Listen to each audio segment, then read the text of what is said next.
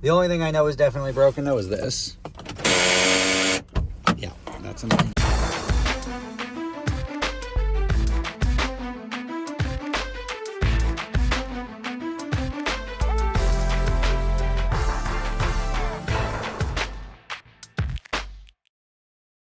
All right, guys, before we get to today's video, quick shout out to my own company, Adventure Drive. So we do these driving events all over the world. 2023 is no exception. We've got 3 trips coming up. One from Washington, D.C. to Nashville. This is from April 26th to the 30th. Then in July, we're doing a trip to Italy, which is going to be phenomenal. It's all northern Italy, starting and ending in Rome. You're going to love that one. And if you can't make it overseas or to the East Coast trip, you've got plenty of runway for the September 20th to 25th drive, starting in Napa Valley and ending in Las Vegas. That's going to be a great trip as well. Check them out. I put a link right below in the description of every video. Hope to see you out there.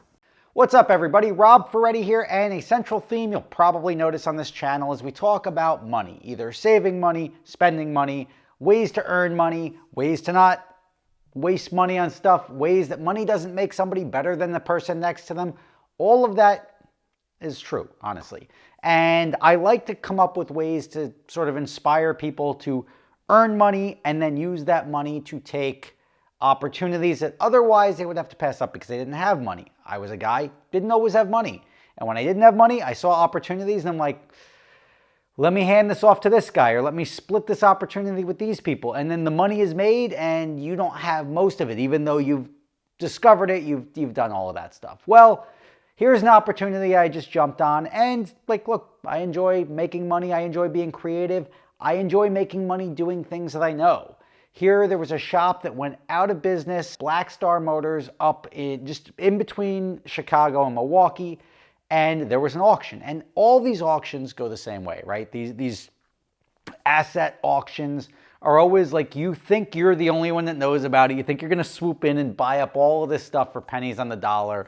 And then obviously within the last like 10 minutes of everything, like you sit on it for weeks, you get there, you're like government auction, whatever it is. And then everybody shows up and starts bidding, and you're like, wait, what this thing, I didn't even pay attention to what this thing is actually worth. I want to make sure I'm not overbidding.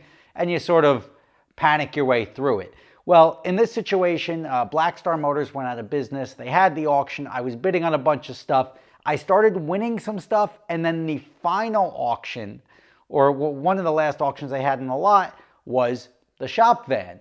And the shop van, I'm like, oh, like in my head, I bought this stuff. I have to now get it back to New York, and I might as well buy the shop van, and I'll just drive it back to New York. Makes perfect sense. I ended up overpaying a little bit on the shop van. I justified that by saying, like, look, I'm overpaying on the van, but I would have to rent a van anyway to get it back here, so I would have to incur that expense. Now I own the van, etc., etc. Here I go. I'm off to Chicago, Illinois to pick up my stuff and bring it back. The only problem is one of the lots, the guy just emailed me and told me, hey, I want to let you know, the lot pictured all this stuff, but it was a double photo and blah, blah, blah, blah, blah. So all these Ferrari 458 parts you think you're getting, it's just this one part. But good news, this one part's worth $1,600 and you paid $1,300. And I'm like, we'll talk about that when I get out there. All right, this is Black Star. They used to modify cars, I guess. But no longer. So all their stuff went up for auction. And I am here because I bought a bunch of it. I bought all of this stuff here. That was part of my one auction, but that's a different story. And I also bought their little van, so I'm gonna get it all home with that. Lost out in the K&N Springs. Get the McLaren 720S wheels here. It's fine. And these mystery rims, which I assume will fit something. I don't know what. We'll find out. I've got enough cars with enough bolt patterns that it should work. All right, let me load this stuff up. The wheels are taking up a lot of space in this little van, but we'll see what happens. All right, sometimes you're lucky you didn't buy anything else. So I filled this thing up.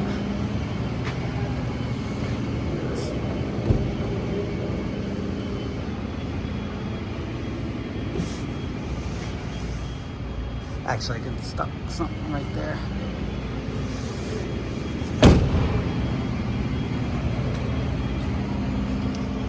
here you are. Only thing I have to do is move that thing off my seat because I got to drive. But here's my little van. The only problem is I can tell the brakes are screaming already, and I'm hoping that's just because they're rusty. But I may have to stop and replace the brakes on the way out of here. This is new. This is an entirely touchscreen gas pump. This is sick. I feel like I should be playing slots here, or some sort of casino game.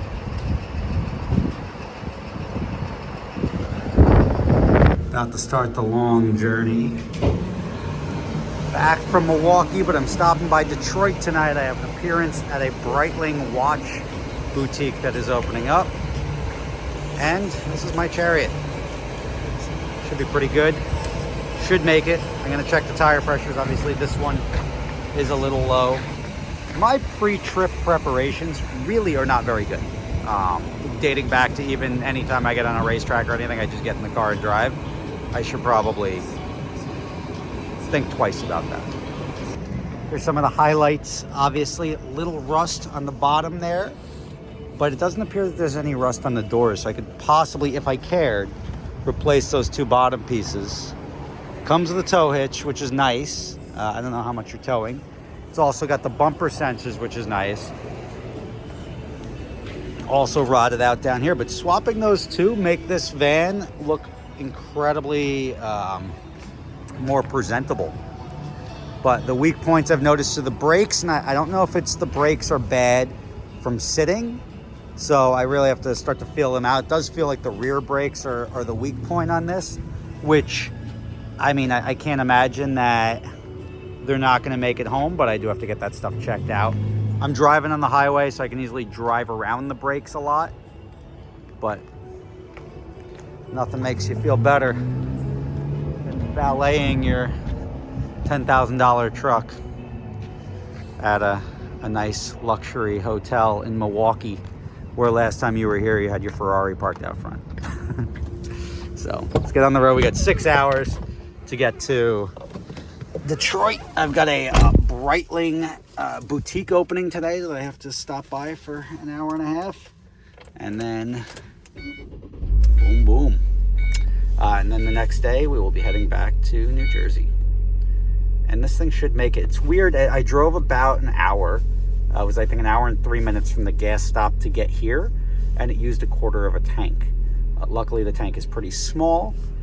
But I think it was like 14 gallons from where it looked pretty empty. But I don't want to stop and fill up 11 times. That sucks. All right, here we go. 2010 Ford Transit van with all my stuff. And we're out. Passing the famous Milwaukee Public Market here. But all of my travels here, I forgot that I'm losing a time zone. So I did give myself enough time, but I have to be at this Breitling thing at 6 o'clock. And I was going to be like, all right, I'll get there at 4, but now 4 is actually really 5.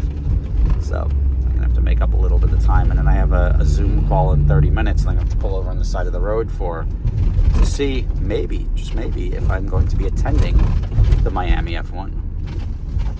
So got to schedule that in too. And you know what's super cute leaving Milwaukee here is that my truck is about to hit 93,333 miles. You guys are here for that momentous occasion. I don't know why numbers make me happy, but come on. Everybody's waiting. You always hope you start the video really close to when it happens. There you go.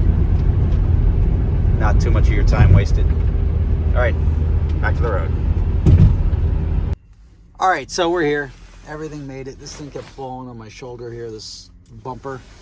I think I knocked the dust off the brakes or whatever, the rust off the brakes that was sort of giving me concern. The only thing I know is definitely broken, though, is this. Yeah, that's annoying as hell. But one piece, I think we'll be able to get back to New Jersey no problem tomorrow. I've got this event here at Breitling. I'm going to tell you where in Detroit, but I'll do that in the social media post so you guys don't start showing up.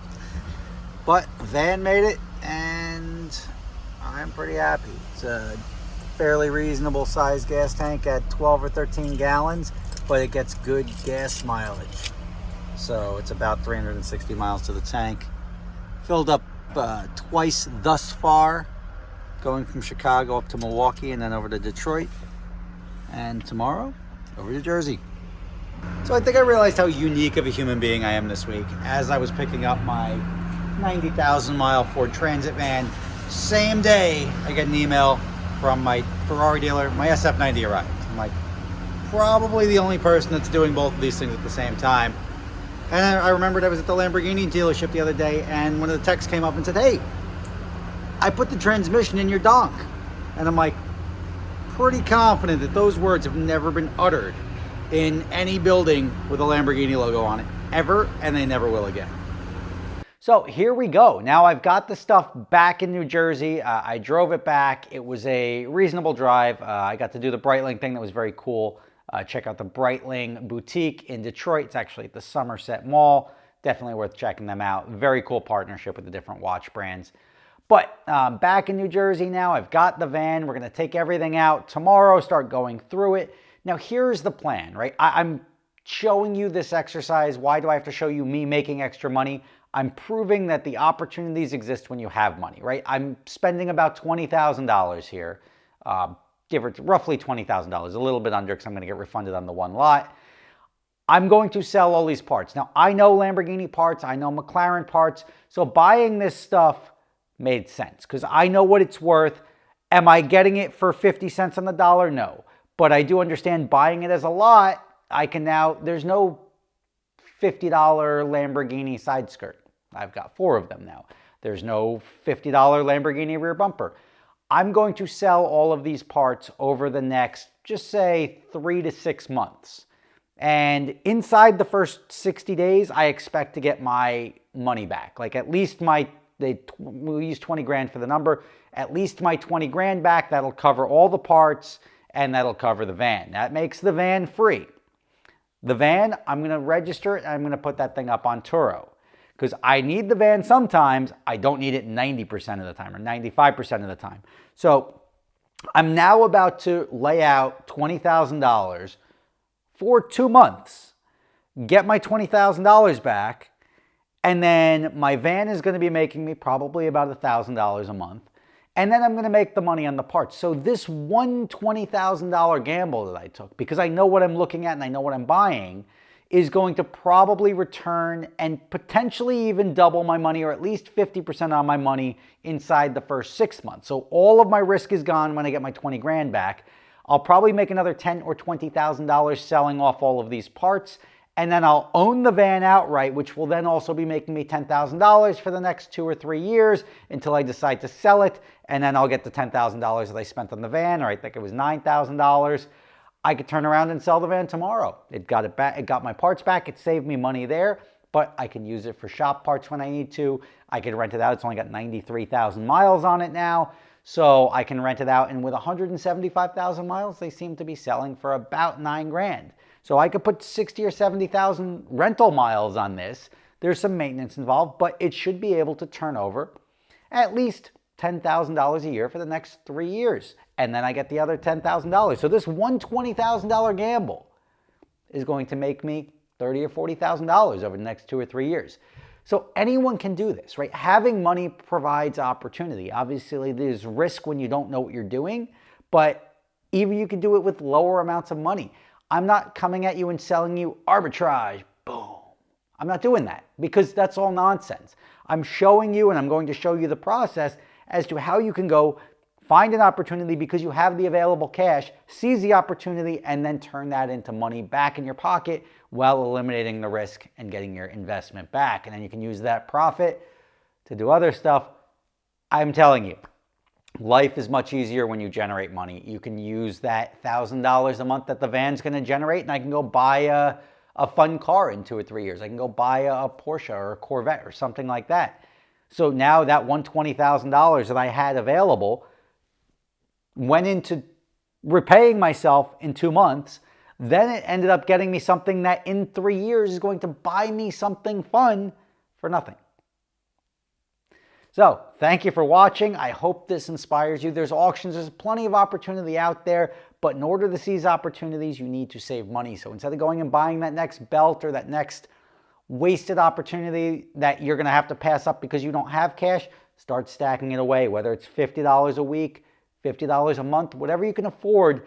Get to the point where you have cash, because cash presents opportunities, opportunities present rewards, and then you can start building it up from there. It's going to take a longer runway. Don't go for the home run ball every time. It's going to take a longer runway, the less you have to start with.